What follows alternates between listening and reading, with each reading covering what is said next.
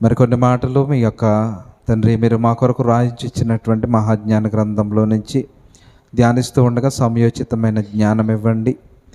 వినబడుతున్న ప్రతి మాట అర్థం చేసుకోగలిగేటటువంటి శక్తిని మాకు అనుగ్రహించండి. అలాగే నిలబడిన నేను నా సొంత జ్ఞానం మాట్లాడకుండా కేవలం వాక్యం నుంచి మాట్లాడటానికి మీ పరిశుద్ధాత్మ సహాయాన్ని మాకు తోడుగా ఉంచుతారని, తల వంచిన ప్రతి బిడ్డకు కూడా తండ్రి చక్కటి జ్ఞానం మీరు అనుగ్రహిస్తారని మా ప్రభువును రక్షకుడైన యేసుక్రీస్తు నామములో ప్రార్థన అడుగుతున్నాను మా కన్న తండ్రి, ఆమేన్. ఒకే ప్రియమైన దేవుని బిడ్డలారా, గడిచిన వారం మరి సామెతల గ్రంథమును గురించినటువంటి కొన్ని విషయాలు మనం నేర్చుకున్నాం. ఏంటి అని అంటే, మరి సామెతల గ్రంథంలో జ్ఞాని అయినటువంటి సొలొమోను గారు రాసినటువంటి ఆ జ్ఞానయుక్తమైనటువంటి సంగతులు ఎలా అర్థం చేసుకోవాలి, ఏ విధంగా చదివితే ఆ మాటలు మనకి అర్థమవుతాయి అనేటటువంటి విషయాలు మనం జ్ఞాపకం తెచ్చుకుందాం. కొన్ని మాటలు జ్ఞాపకం చేసుకుని మరి ఇశ్రాయేలీల యొక్క రాజుల చరిత్రను, మరొక రాజు యొక్క చరిత్రని ఈరోజు మనం ఆలోచన చేద్దాం. మరి ఈ యొక్క సామెతల గ్రంథము 1వ అధ్యాయం నుంచి 7వ అధ్యాయం వరకు కూడా మొదటి భాగం. ఈ భాగంలో జ్ఞానమును గురించినటువంటి సంగతులు ఎక్కువగా మనకి కనబడుతూ ఉంటాయని మనం నేర్చుకున్నాం. అలాగే 8, 9 అధ్యాయాలు ప్రధానంగా కనిపించేవి యవనస్తులు, యూత్ వారు ఎలా ఉండాలి, మరి కుటుంబానికి, తల్లిదండ్రులకు, సంఘానికి, సమాజానికి మరి ఏ విధంగా ప్రయోజనకరంగా ఉండాలి, మరి వారు చేసేటటువంటి తప్పుదాలను బట్టి వచ్చేటటువంటి నష్టాలు ఏంటో మరి యొక్క 8, 9 అధ్యాయాల్లో మనకి కనబడతాయి. అలాగే 10వ అధ్యాయం నుంచి 24వ అధ్యాయం వరకు ఉన్నటువంటి సంగతులు ఏంటి అని అంటే, ఇది వయసుతో పరిమితం లేదు. చిన్నపిల్లల దగ్గర నుంచి వృద్ధాప్యులు ఉన్నటువంటి అన్ని వయసుల వారికి సంబంధించినటువంటి మాటలు మనకి ఇక్కడ మరి 10వ అధ్యాయం నుంచి 24వ అధ్యాయం వరకు మనకు కనబడతాయి. అలాగే 24వ అధ్యాయం నుంచి చివరి అధ్యాయం 31వ అధ్యాయం వరకు ఉన్నటువంటి సంగతులు ఏంటి అని అంటే, మరి నాయకత్వంలో ఉన్నటువంటి వారి యొక్క పాలనా విధానం ఎలా ఉండాలి అంటే, నాయకత్వం అంటే ఒక కుటుంబానికి పరిమితం కాదు, ఒక ప్రాంతానికి పరిమితం కాదు. కుటుంబంలో నాయకత్వం, సమాజంలో నాయకత్వం, ఇటువంటి నాయకత్వంలో ఉన్నటువంటి వారు ఏ విధంగా ఉండాలనేటటువంటి విషయాల్ని మనము గడిచిన వారంలో నేర్చుకున్నాం. కాబట్టి ఈ యొక్క మాటలను జ్ఞాపకం తెచ్చుకొని గుర్తుపెట్టుకుని మనము ఈ యొక్క మాటలు చదువుకుంటే చక్కగా మనకి అర్థమవుతాయి. ఈరోజు మరొక రాజు, మరి ఇశ్రాయేలీలను పరిపాలిస్తున్నటువంటి 10 మంది రాజుల యొక్క చరిత్రను ఇప్పటి వరకు మనం నేర్చుకున్నాం. ఈరోజు మరి మొత్తం ఇజ్రాయేల్ని పరిపాలించినటువంటి రాజులు ఎంతమంది అని అంటే 19 మంది రాజులని మనకి గడిచిన మరి తరగతుల్లో మనం నేర్చుకున్నాం. 19 మంది రాజుల్లో మరి ఏ ఒక్క రాజు అయినా మంచివాడా అని అంటే, ఏ ఒక్క రాజు యొక్క చరిత్ర కూడా మంచిది కాదు, మంచివాడు కాదు. కాబట్టి వారు పాలించినటువంటి విధానం, వారు అనుసరించినటువంటి మార్గాలను బట్టి మనము ఆ మార్గంలో ఉండకూడదని ఇప్పటి వరకు నేర్చుకున్నాం. మరి ఈరోజు మరొక రాజు, మరి 11వ రాజు అయినటువంటి యెహోయాహాజు యొక్క చరిత్రను ఈరోజు మనం నేర్చుకోబోతున్నాం. రాజుల రెండవ గ్రంథము 13వ అధ్యాయము. రాజుల 2వ గ్రంథం 13వ అధ్యాయము 1 నుంచి 9 వచనాలు. యోధారాజు అయిన అహాజ్య కుమారుడైన యావాసు ఏలుబడిలో 23వ సంవత్సరమున యెహూ కుమారుడైన యెహోయాహాజు షోమ్రోనులో ఇశ్రాయేలును ఏలనారంభించి 15 సంవత్సరములు ఒకసారి ఇక్కడ ఆగి ఆలోచన చేద్దాం. ఇక్కడ యెహూ కుమారుడైనటువంటి యెహోయాహాజు ఎన్ని సంవత్సరాలు పరిపాలించాడు అని అంటే 15 సంవత్సరాలు ఇశ్రాయేలు ప్రాంతాన్ని పరిపాలించినట్టుగా మనం ఇక్కడ చూస్తున్నాం. ఇంతనికి ఇతని చరిత్ర మనకి ఎక్కడి నుంచి ఎక్కడి వరకు ఉంటుంది అని అంటే, ఈ 13వ అధ్యాయము 1 నుంచి 9 వచనాల వరకు ఈ యెహోయాహాజు యొక్క చరిత్ర ఉంటుంది. ఈ 9 వచనాల్లో ఎన్ని సంవత్సరాల పాలన కాలం ఉంది? 15 సంవత్సరాల పాలనా కాలాన్ని 9 వాక్యాల్లో దేవుడు మనకు రాయించారు. అంటే 15 ఏళ్ల చరిత్రను, 15 సంవత్సరాల చరిత్రను ఒక 9 మాటల్లో, 9 వాక్యాల్లో పరిశుద్ధాత్మ ప్రేరణలో దేవుడు మనకు రాయించారు. ఎందుకనంటే దేవుడు పరిశుద్ధాత్మ ప్రేరణలో మనకి ఎన్ని మాటలైతే అవసరమవుతాయో అన్ని మాటలే రాయించారు. ఉదాహరణకి మనకి ఇదిలా పట్టుకుని యోహాను సువార్తలో యేసుక్రీస్తు చేసినటువంటి అద్భుత కార్యాలు ఈ భూమి మీద అంతా రాసేసినా కూడా స్థలము సరిపోదు అని అంటాడు. యోహాను సువార్త 21వ అధ్యాయము 25వ వచనం. యోహాను సువార్త 21వ అధ్యాయం 25వ వచనం. యేసు చేసిన కార్యములు ఇంకా అనేకములు గలవు, వాటిలో ప్రతి దానిని వివరించి రాసిన ఎడల అట్లు రాయబడినటువంటి గ్రంథములకు భూలోకమైనను చాలదని నాకు తోచుచున్నది. అంటే యేసుక్రీస్తు వారు 3.5 సంవత్సరాల్లో చేసినటువంటి అద్భుతాలు, సూచక క్రియలు, వీటన్నిటిలో ప్రతి దానిని, ఆయన చేసిన ప్రతిదీ కూడా రాస్తే అలా రాయబడినటువంటి గ్రంథానికి ఏం సరిపోదంట? భూలోకమైనను సరిపోదు. అంటే చాలా ఉన్నతమైనటువంటి సంగతులు దేవుడు రాయించారు. ఇప్పుడు రాయించినటువంటి ఈ మాటల్లో ఉన్నటువంటి గూఢార్థాలు మనం చెప్పుకున్నాం కదా. సామెత అంటే ఏంటి నేర్చుకున్నాం మనం నిన్నటి వారం. సామెత అంటే ఏంటి? ఒక పెద్ద అర్థమిచ్చేటటువంటి మాటను, ఒక మెసేజ్ను, ఒక సందేశాన్ని ఒక వాక్యంలో చెప్పడం. ఇప్పుడు దేవుడు పరిశుద్ధాత్మ ప్రేరణలో మాట్లాడతాడు, నిన్ను వలె నీ పొరుగు వారిని ప్రేమించవలెననే ఆజ్ఞ మీదే ఈ యొక్క ధర్మశాస్త్రం అంతా ఆధారపడింది అన్నాడు. ఇప్పుడు బైబిల్ మొత్తం 66 పుస్తకాలు ఏ మాట మీద బేస్ అయి ఉన్నాయంట? నిన్ను వలె నీ పొరుగు వారిని ప్రేమించవలెననే ఒక్క మాట మీద ఈ 66 పుస్తకాలు బేస్ అయి ఉన్నాయి. అంటే ఇప్పుడు 66 పుస్తకాల్లో ఉన్నటువంటి జ్ఞానాన్ని ఒక మాటలో చెప్పాడా? చెప్పేశాడు, నిన్ను వలె నీ పొరుగు వారిని ప్రేమించాలి. అలానే మరి సామెత అనగానే ఎక్కువ అర్థాన్ని ఇచ్చేది ఒక్క మాటలో మనం నేర్చుకునేదాన్ని సామెత అని అంటాం. ఇక్కడ యేసుక్రీస్తు వారు కూడా చేసినటువంటి కార్యాలన్నీ రాయటానికి భూలోకం సరిపోదు. ఇక్కడ మనకి యెహోయాహాజు తన యొక్క జీవితం 15 సంవత్సరాల కాలాన్ని పరిశుద్ధాత్మ దేవుడు ఒక 9 వచనాల్లో మనకు వివరించాడు. చూద్దాం. 2వ వచనం. ఇతడు ఇశ్రాయేలు వారు పాపము చేయుటకు కారకుడగు నెబాతు కుమారుడైన యెరోబాము పాపములను విడవక అనుసరించుచు యెహోవా దృష్టికి చెడుతనము జరిగించాడు. ఇక్కడ బాగా ఆలోచన చేయండి.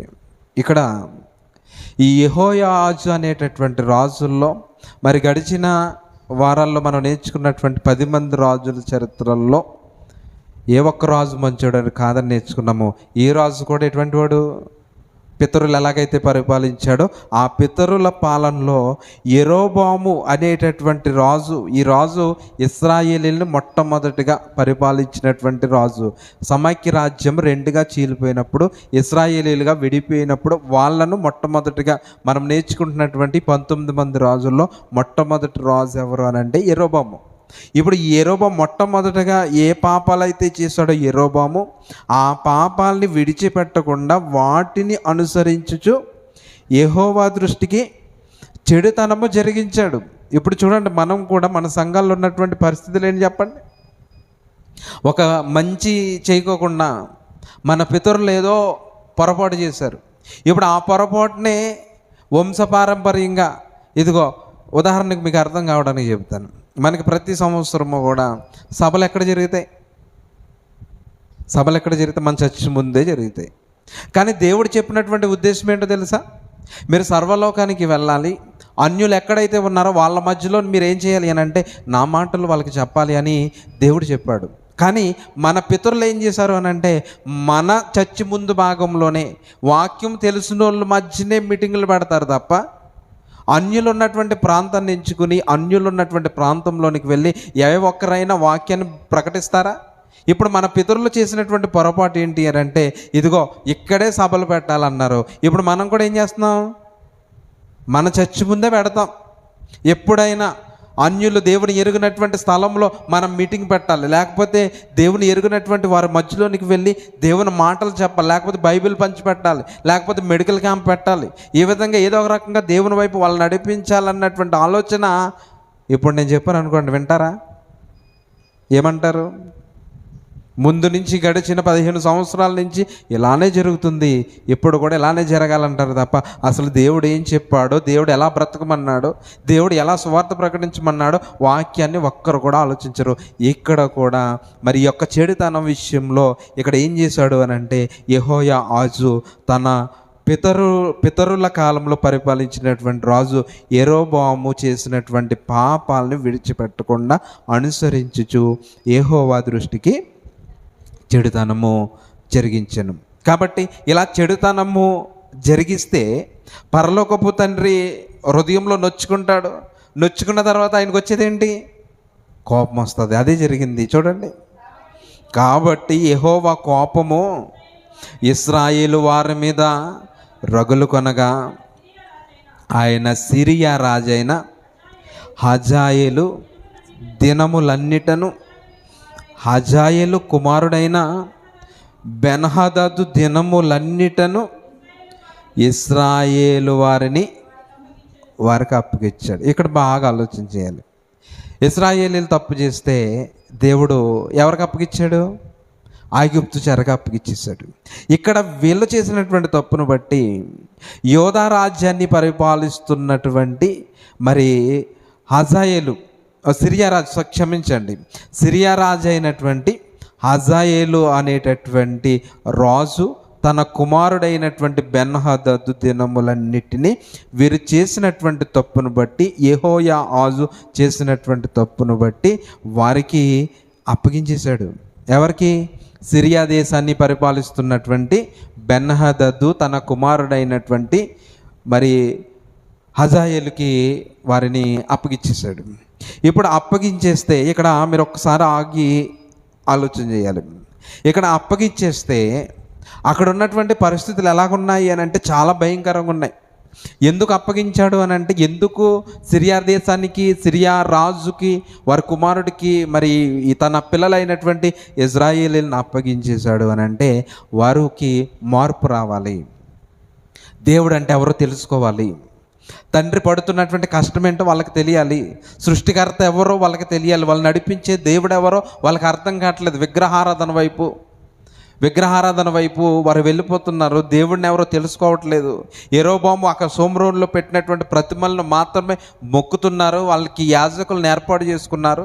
రకరకాలుగా ఎవరికి నచ్చినట్టు వారు చేసేస్తున్నారు. ఆ పాపంలో ఉండిపోయారు. ఇప్పుడు ఆ పాపం ఇచ్చి వీళ్ళకి బుద్ధి రావాలి అని అంటే దేవుడు ఏం చేశాడంటే సిరియా రాజుకి అప్పగించాడు. ఇప్పుడు సిరియా రాజు ఎంత ప్రమాదమైనోడో, ఎంత కష్టపెట్టేవాడో ఒకసారి చూద్దాం. ఇది ఇలా పట్టుకోండి. ఇదే రాజుల 2వ గ్రంథము 8వ అధ్యాయము, రాజుల 2వ గ్రంథము 8వ అధ్యాయము 7వ వచనం నుంచి మనం చూస్తే, ఎలీషా దమస్కునకు వచ్చెను.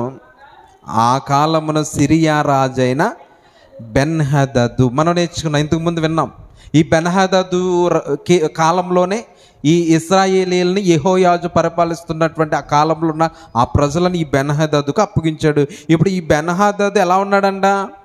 ఇదిగో రోగి అయి ఉండి, ఇదిగో దైవజనుడైన అతడు ఇక్కడికి వచ్చి ఉన్నాడని తెలుసుకొని హజాయేలును పిలిచి, నీవు ఒక కానుకను చేతపట్టుకొని దైవజనుడైన ఇదిగో అతను అంటే ఎలీషాను ఎదుర్కొనబోయి, ఈ రోగము పోయి నేను బాగుపడుతున్నా లేదా అని అతని ద్వారా యెహోవా యొద్ద విచారణ చేయమని ఆజ్ఞ ఇచ్చి పంపించాడు.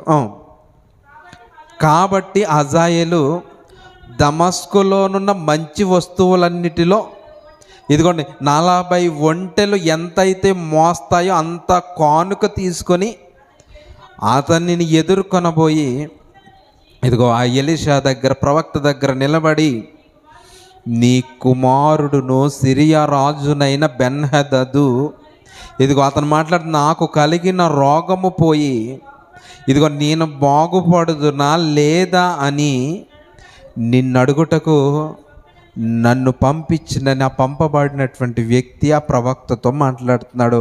అప్పుడు ఆ ప్రవక్తతో ఎలీషా ఈ విధంగా అంటున్నాడు 10వ వచనంలో.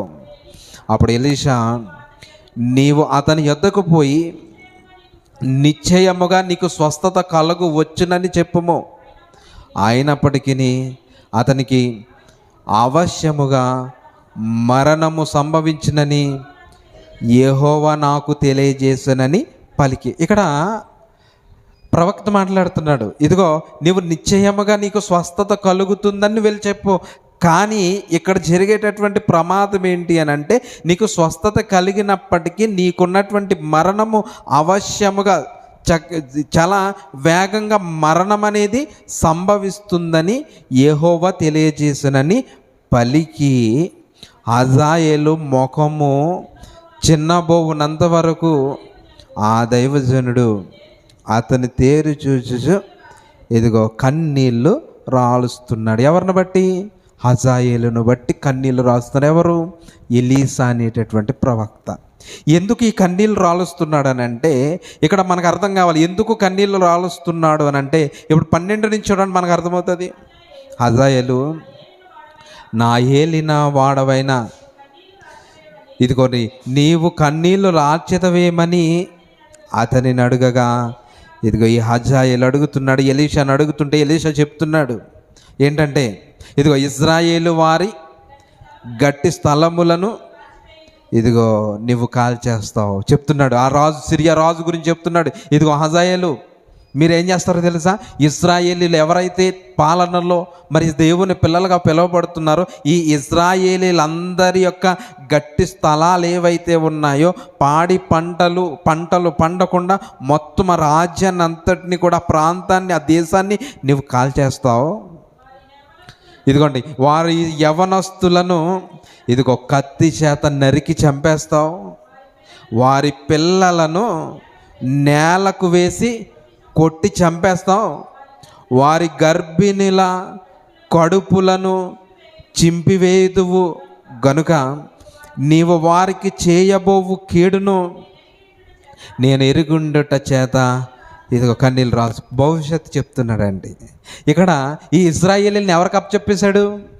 సిరియా రాజు అయినటువంటి బెన్హదదుకు తన కుమారుడైనటువంటి హజాయేలు దినాలన్నీ కూడా ఎవరు బానిసలుగా ఉంటారు? ఇశ్రాయేలీలు ఈ యొక్క సిరియా రాజుకు బానిసలుగా ఉంటారు. ఇప్పుడు ఈ బానిసలుగా ఉన్నటువంటి కాలంలో వీళ్ళ యొక్క భవిష్యత్తు ఏంటి అని అంటే, ఇశ్రాయేలీల మీద వీళ్ళు ఏం చేస్తారో దానిని గుర్తు తెచ్చుకొని కన్నీళ్ళు రాలుస్తున్నాడు ప్రవక్త అయినటువంటి ఎలీషా. కన్నీళ్ళు రాలుస్తూ చెప్తున్నాడు, ఇదిగో మీరు చేసేటటువంటి ప్రమాదం ఏంటో తెలుసా? ఆ ప్రాంతాన్ని కాల్చేస్తారు. తర్వాత యవనస్తులను కత్తితో నరికి చంపేస్తారు, కత్తితో నరికేస్తారు. యవనస్తులను చంపేస్తారు. ఇంకా మీరు ఏం చేస్తారో తెలుసా? ఇదిగో వారి పిల్లలను నేలకేసి కొట్టేస్తారంటండి. పిల్లలను నేలకేసి కొట్టి చంపేస్తారంట. తర్వాత ఇంకేంటంట? గర్భిణీల కడుపులను చింపేస్తారంట. కత్తి పెట్టి గర్భంతో ఉన్నటువంటి స్త్రీలను కడుపులను చీల్చేస్తారంట. ఇంత దారుణమైనటువంటి క్రూరత్వం కలిగినటువంటి రాజ్యానికి రాజుగా ఉన్నటువంటి వాళ్ళ పాలనలో చెరకు దేవుడు అప్పగించాడు. ఎందుకనంటే, ఎవరిని బట్టంటే, ఇక్కడ యెహూ కుమారుడైనటువంటి యెహోయాహాజు చేసినటువంటి తప్పు. అతనిది తప్పు అయితే నీకు జ్ఞానం ఉంది కదా, నీకు తెలుసు కదా, నువ్వు తెలిసినప్పుడు ఇది తప్పని నువ్వు ఖండించకుండా ఆయన చెప్పినటువంటి బాటలోనే, ఆయన వేసినటువంటి బాటలోనే నువ్వు వెళ్ళిపోవడం ఎంతవరకు న్యాయం అని చెప్పి దేవుడు శిక్షించాడు. శిక్ష విధిస్తున్నానని ఇక్కడికి వచ్చేసేయండి. 13వ అధ్యాయంలో మరి యెహోయాహాజుకు చెప్తున్నాడు, అప్పగించాడు. 4వ వచనం. ఇదిగో ఇక్కడ ఈ పరిస్థితిని బట్టి, ఈ సందర్భాన్ని బట్టి యెహోయాహాజు ఇదిగోండి యెహోవాను వేడుకున్నాడండి. యెహోవాను ప్రార్థించాడండి, బ్రతిమలాడాడు, అడిగాడు. వేడుకొనగా ఇదిగో యెహోవా సిరియా రాజు చేత బాధ నొందిన ఇశ్రాయేలు వారిని కనికరించి అతని మనవిని అంగీకరించాడండి. మోకాళ్ళుని ప్రార్థన చేసి పశ్చాత్తాపం పొంది, ఇదిగో నేను చేసింది తప్పే, నేను ఇక చేయనని పశ్చాత్తాపడితే, ఆ పశ్చాత్తాపంతో చేసినటువంటి ఆ ప్రార్థన ఎవరిన్నారని అంటే దేవుడు అంగీకరించాడు. అంగీకరిస్తే అప్పుడు 5వ వచనంలో, కావున యెహోవా ఇశ్రాయేలు వారికి ఒక రక్షకుణ్ణి అనుగ్రహింపగా, ఇదిగోండి అతని చేత ఇశ్రాయేలు వారు సిరియన్ల వంశంలో నుండి తప్పించుకొని మునిపటి వలె స్వస్థానములలో కాపురముంటారు. ఎలాగైతే ఈయన చేసినటువంటి ప్రార్థన బట్టి దేవుడు కొంతమంది ఒక రక్షకుల్ని అనుగ్రహించాడు. ఆ రక్షకుడి చేత ఇశ్రాయేలు వారు సిరియన్ల వశంలో నుంచి తప్పించుకుని ముందు ఎలాగైతే వీరి జీవనాన్ని సాగించేవారు, వారు స్వస్థలానికి వచ్చి చక్కగా కాపురం ఉన్నారు, చక్కగా జీవిస్తున్నారు, చక్కగా ఉంది వాళ్ళ జీవితం. తర్వాత ఏమైంది చూడండి, తర్వాత 6వ వచనం, ఆయనను ఇశ్రాయేలు వారు పాపము చేయుటకు కారకుడకు, ఇదిగోండి మరల యెరోబాము కుటుంబకులు చేసిన పాపములను వారు విడువక వాటిని అనుసరించుచు వచ్చారు. మళ్ళీ అదే స్థితికి, అదే స్థానంలోనికి వెళ్ళిపోయారు. ఈరోజు వీరిని చూసి మనమే నేర్చుకోవాలంటే, మనం కూడా కొన్ని పరిస్థితులు ఉన్నప్పుడు, కొన్ని ఇబ్బందులు ఉన్నప్పుడు మనం కూడా దేవుని సన్నిధికి వచ్చి సాక్ష్యం చెబుతాం. దేవుడు నా కుటుంబంలో ఏదో అప్పుల బాధ నుంచి తప్పించాడు, అనారోగ్య పరిస్థితుల నుంచి నన్ను తప్పించాడు, విదేశాల్లో పనిచేసుకున్నప్పుడు ఎన్నో ప్రమాదకరమైన పరిస్థితుల నుంచి నన్ను తప్పించి క్షేమంగా స్వదేశానికి తీసుకొచ్చాడు. ఇదిగో నాకున్నటువంటి బలహీనత, గడిచిన కాలంలో భయంకరమైనటువంటి బలహీనత నా మీదకి వచ్చి, నా ప్రాణం మీదకి వచ్చి ప్రాణాపాయ పరిస్థితిలో ఉన్నప్పుడు ఇదిగో నేను యేసు ప్రభువుని నమ్ముకున్నాను, దేవునికి ప్రార్థించాను, సంఘాన్ని ప్రార్థన సహాయం కోరాను, సంఘం ప్రార్థన చేస్తే స్వస్థత పొందుకున్నాను అని చెప్తావు. అలా పొందుకున్నటువంటి కొన్ని రోజులకే మనం ఏం చేస్తామనంటే, మనము దేవుడు చేసినటువంటి ఈ మేలును మర్చిపోయి మరలా పూర్వపు స్థితిలోనికి వెళ్ళిపోయి, పూర్వం ఎలాగైతే ఉండేవాడినో, పూర్వం ఎలాగైతే దురుసుగా ఉండేవాడినో, పూర్వం ఎలాగైతే దేవుని మందిరాన్ని విడిచిపెట్టి తిరిగేవాడినో అలాంటి పరిస్థితుల్లోనికి వెళ్ళిపోయేటటువంటి విశ్వాసులు ఈరోజు లేరా చెప్పండి? ఖచ్చితంగా ఉంటాం. మేలు పొందినప్పుడు దేవుని ఎడల కలిగినటువంటి కృతజ్ఞత, దేవుడు అంటే ఉన్నటువంటి భయము మన అవసరం తీరిపోయిన తర్వాత మనకు ఉండదండి, భక్తి తగ్గిపోద్ది. ఇక్కడ కూడా శ్రమల్లో ప్రజల కష్టాన్ని చూశాడు, చక్కటి ఆలోచనతో దేవునికి మొరపెట్టాడు, దేవుడు చక్కగా ఆయన ప్రార్థన అంగీకరించాడు. అంగీకరించిన తరువాత చక్కటి స్థితి, పూర్వం కోల్పోయిన ప్రతి స్థలాన్ని వారు సంపాదించుకున్నారు. పూర్వం ఎంతైతే కోల్పోయారో ప్రతి దానిని కూడా తిరిగి సంపాదించుకున్నారు. మరి తిరిగి సంపాదించుకున్న తర్వాత ఆ నెక్స్ట్ వచనంలోనే మాట్లాడుతున్నాడు, మరలా తిరిగాం, మరియు ఇదిగో ఆ దేవతా స్తంభమును ఇదిగో సోమ్రోనులో నిలిచి ఉండని, ఇదిగో ఆ దేవతా స్తంభం మరలా తిరిగి సోమ్రోనులో స్థాపించేశారని అంటే ఇప్పుడు వాళ్ళ యొక్క పరిస్థితి ఎలాగుందో ఆలోచించేయండి. ఇటువంటి పరిస్థితిని చూసి ఎవరు కన్నీళ్ళు పెట్టారు? ఎలీషా కన్నీళ్ళు పెట్టాడు. ఇతని తండ్రి యెహోయాహాజు, తన తండ్రి యెహూ పాలన చేస్తున్నప్పుడు ఉన్నటువంటి ప్రవక్త కూడా ఎలీషానే. ఇప్పుడు ఈ ఎలీషాకి ఉన్నటువంటి కాలంలో మరి యెహోయాజు తెలియదండి, తన పితరులు 10 మంది రాజులు పరిపాలించారు. ఈ 10 మంది పాలనలో వారు చనిపోయినటువంటి చావులు ఇతనికి తెలియదా? తెలుసు. వీళ్ళు చేసినటువంటి తప్పులు ఈయనకి తెలియదా? తెలుసు.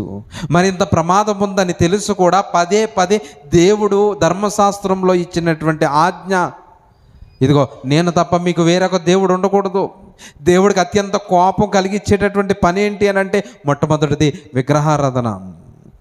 విగ్రహారాధన చేస్తే దేవునికి నచ్చదు, చాలా కోపం వస్తుంది, ప్రాణాలు తీయడానికి కూడా దేవుడు వెనకాడడు. అలాంటి విగ్రహారాధన మీరు చేయకూడదు. నేను తప్ప మీరు వేరొక దేవుడు మీకు ఉండకూడదు, నేనే మిమ్మల్ని కన్నటువంటి దేవుడినని ఘంటాపదంగా దేవుడు చెబుతుంటే, ఈరోజు మనం కూడా చేస్తున్నటువంటి పని ఏంటి చెప్పండి? విగ్రహారాధన చేయట్లేదా? మనం గృహాలు నిర్మించుకుంటేటప్పుడు, గృహ ప్రవేశాలు చేసేటప్పుడు,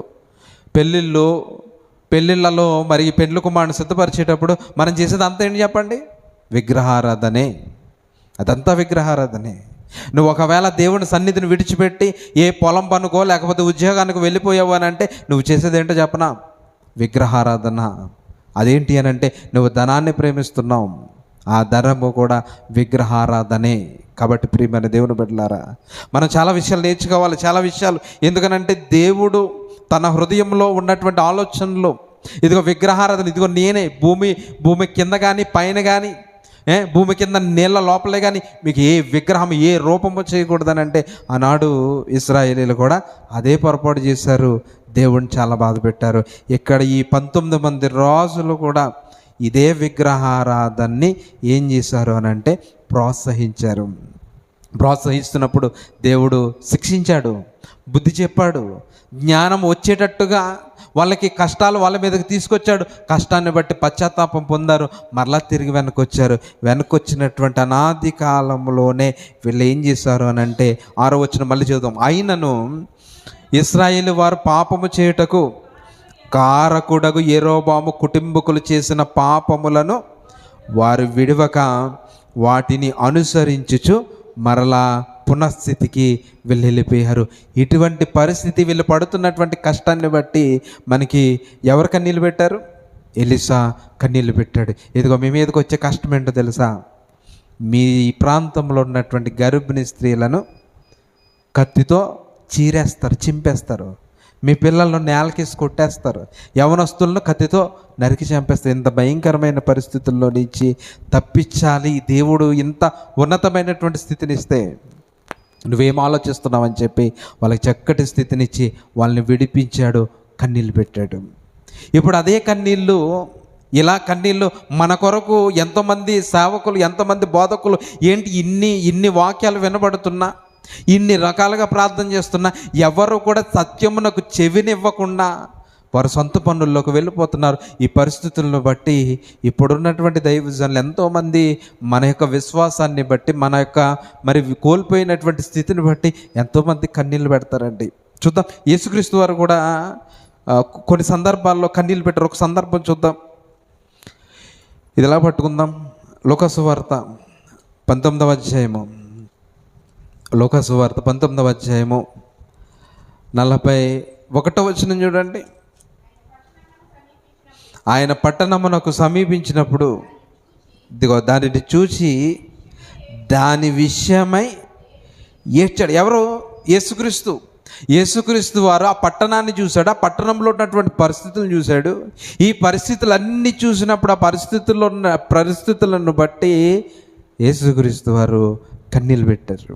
ఏంటి పరిస్థితి? ఆ ప్రాంతం ఎలా మారిపోయింది? దేవుడికి చోటు లేదు, వాక్యానికి సమయం లేదు, మంచికి అవకాశం లేదు, సువార్త ప్రకటించడానికి అవకాశం లేనటువంటి ఆ ప్రాంతాన్ని చూసినప్పుడు ఆ ప్రాంతం యొక్క ప్రజల యొక్క పరిస్థితి ఏంటి అని ఆయన కన్నీళ్ళు పెట్టుకుంటున్నాడండి, ఏడుస్తున్నాడండి. ఇంకొక సందర్భం చూద్దాం. పౌలు గారు అపోస్తుల కార్యాలు 20వ అధ్యాయము, అపోస్తుల కార్యాలు 20వ అధ్యాయం 28వ వచనం, 28 నుంచి 31 వరకు చూద్దాం. ఇదిగోండి, అపోస్తుల కార్యాలు 20వ అధ్యాయం 28 నుంచి 31 వరకు. దేవుడు తన స్వరక్తమిచ్చి ఇదిగో సంపాదించిన తన సంఘమును, స్వరక్తమిచ్చి తన సొంత రక్తమిచ్చి సంపాదించినటువంటి తన సంఘాన్ని కాయుటకు ఇదిగో పరిశుద్ధాత్మ మిమ్మును దేని యందు అధ్యక్షులుగా ఉంచెనో ఆ యావత్తు మందను గూర్చి, ఇదిగో సంఘములో ఉన్నటువంటి మందను గురించి మీ మట్టుకు మిమ్మును గూర్చి జాగ్రత్తగా ఉండండి. సంఘం విషయంలో, ఈ మంద విషయంలో మిమ్మును గూర్చి మీరు చాలా జాగ్రత్తగా ఉండండి. ఇదిగో నేను వెళ్ళిపోయిన తర్వాత క్రూరమైన తోడేళ్ళు మీలో ప్రవేశించినని ఇదిగో నాకు తెలుసు.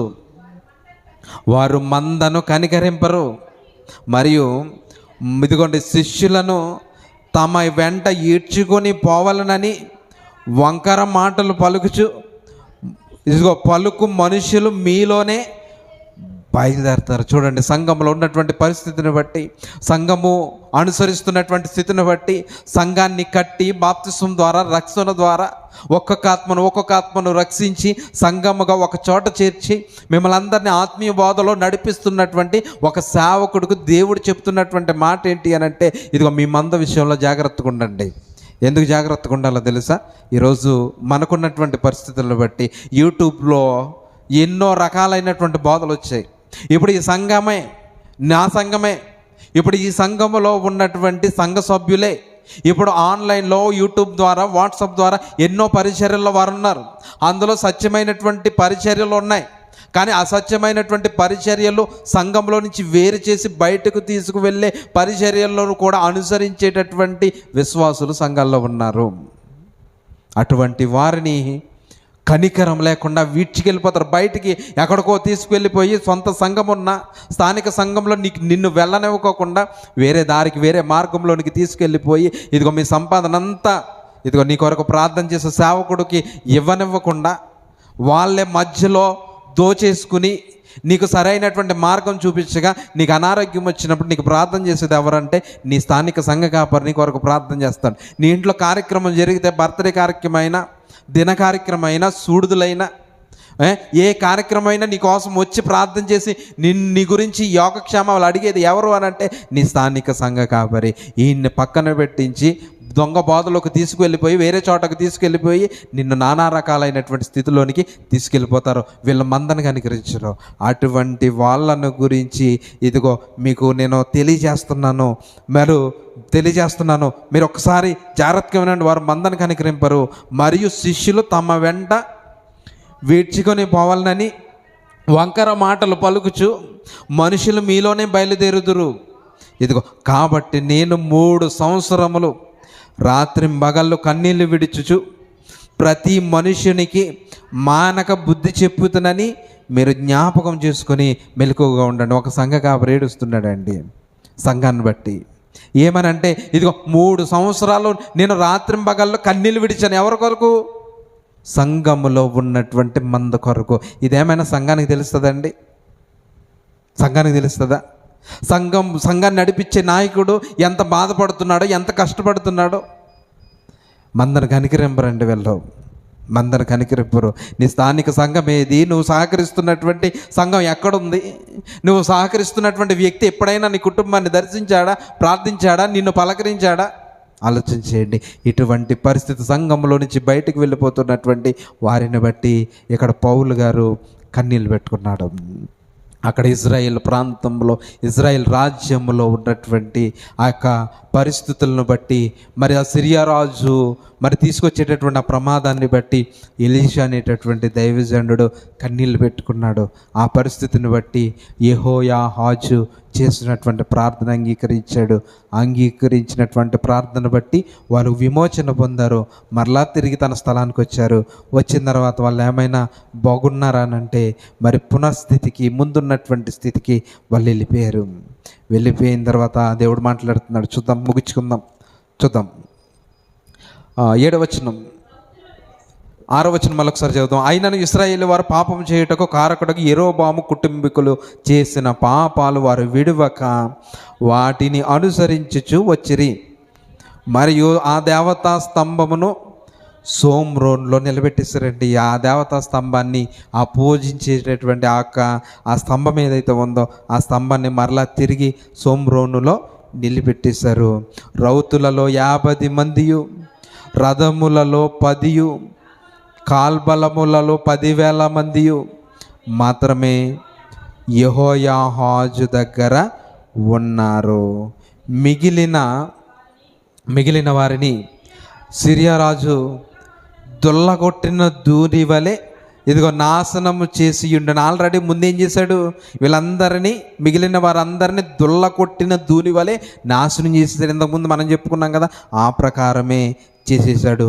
యెహోయాహాజు చేసిన ఇతర కార్యములను గురించి, అతడు చేసిన దానినంతటిని గూర్చి, అతని పరాక్రమమును గూర్చి ఇశ్రాయేలు రాజుల వృత్తాంతముల గ్రంథమందు వ్రాయబడి ఉన్నది. యెహోయాహాజు తన పితరులతో కూడా నిద్రించి సోమ్రోనులో పాతిపెట్టబడిను. చనిపోయాడు. ఎన్ని సంవత్సరాలు పరిపాలించాడు? 15 సంవత్సరాలు పరిపాలించాడు. ఈ 15 ఏళ్ల పాలనా కాలంలో మరి తన పాలిస్తున్నటువంటి రాజ్యంలో ఉన్నటువంటి ప్రజలకు ఏమైనా మంచి నేర్పించాడా అనంటే ఏ మంచి కూడా నేర్పించలేదు. అంతా చెడు నేర్పించాడు. ఆ చెడు నేర్పించడం వల్ల ఇతను పాలనా కాలంలో ఉన్నటువంటి ఆ ఇజ్రాయేల్ ప్రజలు ఏమైనా సుఖంగా బతికారా అని అంటే వాళ్ళకి సుఖం లేదు. సిరియా రాజుకు అప్పగించేశాడు. ఎవరిని బట్టి? యెహోయాహాజు చేసినటువంటి తప్పును బట్టి దేవుడు వాళ్ళకి అప్పగించాడు. అక్కడైనా కొన్ని శోధనలు కలిగేటప్పటికీ మరి యెహోయాహాజు ప్రార్థించాడు, మంచిదే. దేవుడు ఆ ప్రార్థన అంగీకరించి మారదారేమో అని వాళ్ళకి విడుదల కలిగించాడు. అక్కడ ఆ విడుదల కలిగిన తర్వాత వీళ్ళు ఏమైనా మారారా అని అంటే మరలా పూర్వపు స్థితి మరలా వారిలోకి వచ్చేసింది. మరలా వచ్చేసిన దాన్ని బట్టి ఇదిగో దేవుడు చెప్తున్నాడు, ఈ 15 ఏళ్ల కాలంలో జరిగినటువంటి చరిత్ర ఇది. కాబట్టి రాజు చరిత్రను బట్టి మనము ఆయన ఉన్నటువంటి స్థితిలో మనం ఉండకూడదు. ఎందుకనంటే మనము ఆయన చేసినటువంటి తప్పిదం మనం చేయకూడదు. నేను విగ్రహారాధన చేస్తున్నాను ఏంటండి అని మనకు ఆలోచన రావచ్చు. మనం దేవుని పని సన్నిధి విడిచిపెట్టి ఏ పనిలో ఉన్నా అది విగ్రహారాధనలోనికి వస్తుంది. దేవుడు మనకి ఇచ్చినటువంటి సమయాన్ని బట్టి సద్వినియోగము మనము చేసుకోవాలి. కాబట్టి దేవుడు ఇచ్చినటువంటి సమయాన్ని ఎప్పుడు కూడా దుర్వినియోగము పరచకూడదు. ఎందుకనంటే వాక్యం ఏం చేస్తుంది అనంటే మనల్ని ఆత్మస్థితిలో నడిపిస్తుంది. వాక్యము మనల్ని ఆదరిస్తుంది. వాక్యము మనల్ని బ్రతికిస్తుంది. ఎంత బ్రతికించేది, ఎంత నడిపించేదాన్ని మనం నిర్లక్ష్యం చేస్తే దేవుడిచ్చేటటువంటి అంత గొప్ప రక్షణ నుంచి అంత గొప్ప రక్షణ మనం నిర్లక్ష్యం చేస్తే మనల్ని ఎవరు రక్షిస్తారు చెప్పండి? ఒకసారి చివరిగా మాట చూపించేసి ముగిస్తాను. హెబ్రీయులకు రాసినటువంటి పత్రిక 2వ అధ్యాయం, హెబ్రీయులకు రాసినటువంటి పత్రిక 2వ అధ్యాయం 3వ వచనం. ఇంత గొప్ప రక్షణను మనము నిర్లక్ష్యము చేసిన ఎడల ఎలాగూ తప్పించుకుందరు? ఎంత గొప్ప రక్షణ దేవుడిచ్చినటువంటి తన స్వరక్తం ఇచ్చి సంపాదించినటువంటి సంఘంలో మనల్ని సభ్యులుగా చేయడానికి తన కుమారుని రక్తం ద్వారా మన పాప జీవితాన్ని ఆయన రక్తంలో కడిగి పరిశుద్ధపరిచి సంఘంలోనికి తీసుకొస్తున్నారు. ఇప్పుడు సంఘంలోకి తీసుకొచ్చినటువంటి మనము దేవుని కొరకు బ్రతికి అనేక మందిని దేవుని వైపు నడిపించి దేవుడిచ్చే ఉన్నతమైనటువంటి రాజ్యానికి వెళ్ళడానికి దేవుడు మార్గాన్ని ఇచ్చాడు సంఘం. ఇప్పుడు ఇంత గొప్ప రక్షణ నేను నిర్లక్ష్యం చేసి నేను ఇంటి దగ్గర కూర్చొని కాలక్షేపం చేస్తే మరి ఇంత గొప్ప రక్షణను నేను నిర్లక్ష్యం చేస్తే మరి ఇంత గొప్ప రక్షణను నిర్లక్ష్యం చేస్తే మనము ఎలా తప్పించుకుంటాం చెప్పండి? ఎలా తప్పించుకుంటాం? కాబట్టి తప్పించుకునేటటువంటి స్థితి మనకు కావాలి అని అంటే ఈరోజు మనకి వాక్యం కావాలి. దేవుని స్తుతించాలి, ఆరాధించాలి. దేవుని గురించి ఎన్నో విషయాలు మన కొరకు దేవుడు రాసినటువంటి విషయాలు తెలుసుకొని ఇదిగో ఆ రాజులాగా నేను ఉండకూడదు. ఆ రాజు ఎలాగైతే ఉన్నాయో వికృత కార్యాలు, అటువంటి కార్యాలు నేను చేయకూడదు. నా కుటుంబంలో అవి ఉండకూడదు. నా పిల్లలు అవి చేయకూడదు. ఆ మార్గంలోకి వెళ్లకుండా నేను తగినటువంటి ప్రార్థన కంచె నేను వెయ్యాలి. ప్రతి దినము ఉదయాన్నే లేచి నా బిడ్డల కొరకు, నా భర్త కొరకు, నా పిల్లల కొరకు నేను ప్రార్థన చేయాలి. ప్రతిదినము నా పిల్లల చేత వాక్యాన్ని చదివించాలి. దేవుని యొక్క కథలు, దేవుని గురించి నా పిల్లలకు చెప్పాలి. అప్పుడే దేవుడు కోరుకున్నటువంటి సమాజం మనకు కనపడుతుంది. ఇలా లేనప్పుడు ఈరోజు సమాజం చూస్తే, ఈరోజే విన్నటువంటి వార్త, ఒక 3 టీచర్లు కలిపి ఒక బాలికను గ్యాంగ్ రేప్ చేశారు. ఈరోజు విన్నటువంటి వార్తే. అటువంటి సమాజంలో మనం జీవిస్తున్నాం. కాబట్టి ఎప్పుడు ఎలాంటి ప్రమాదము మన మీదకి వస్తుందో తెలీదు. అటువంటి ప్రమాదంలో ఉన్నటువంటి సమాజాన్ని మార్చాలి అని అంటే దానికి కేంద్రం కుటుంబంలో నుంచి బయటికి వెళ్ళేటటువంటి పిల్లలు, మరి మన కుటుంబం నుంచి వచ్చిన వాళ్ళు, వీళ్ళు దేవుని వాక్యంలో, దేవుని జ్ఞానంలో, మంచి చెడులకు మధ్యన ఉన్నటువంటి వ్యత్యాసాన్ని వాళ్ళు తెలుసుకుంటే, ఇదిగో ఈమె నా చెల్లి, ఈమె నా తమ్ముడు అనేటటువంటి సహోదర ప్రేమ కలుగుతుంది. ఇది తప్పు, ఇది నేను చేయకూడదు అనే వివేచన జ్ఞానము వాళ్ళకు దొరుకుతుంది. జ్ఞానము కోల్పోతున్నాడు అని అంటే తల్లిదండ్రులుగా మనం ఫెయిల్ అవుతుంటాం. కాబట్టి అలా ఫెయిల్ అవ్వకూడదు అని అంటే దేవుడిచ్చేటటువంటి గొప్ప అవకాశం, మొట్టమొదటిగా ప్రార్థించాలి, రెండవదిగా మాట్లాడాలి. అది ఏంటి అని అంటే వాక్యం. ఒకసారి చెప్పండి విండో, రెండోసారి చెప్పండి విండో. ఎప్పుడో ఒకరోజు ఆ మాట ఖచ్చితంగా గుర్తొస్తుంది, దేవుని వైపు నడిపిస్తుంది. శ్రద్ధగా విన్న మీ అందరికీ కూడా ప్రత్యేకమైనటువంటి వందనాలు తెలియజేస్తూ చివరిగా ప్రార్థన చేసుకుని ముగించుకుందాం. ప్రార్థన. మహాపరిశుద్ధుడ మా కన్న తండ్రి, విపరిశుద్ధమైన ఘనమైన శ్రేష్టమైన నామానికి వందనాలు. ఇశ్రాయేలు రాజులు తండ్రి, సుమారుగా 10 మంది రాజుల యొక్క చరిత్ర మేము నేర్చుకున్నాం. ఈరోజు 11వ రాజు యెహోయాహాజు గురించి చరిత్ర మేము నేర్చుకున్నాం. మరి 11 మంది రాజుల్లో ఏ ఒక్క రాజు కూడా మంచి పాలన ప్రజలకు అందించలేదు. దానికి ప్రతిఫలంగా మీ నుండి తండ్రి కఠినమైనటువంటి శిక్షలు వాళ్ళు పొందుకున్నారు.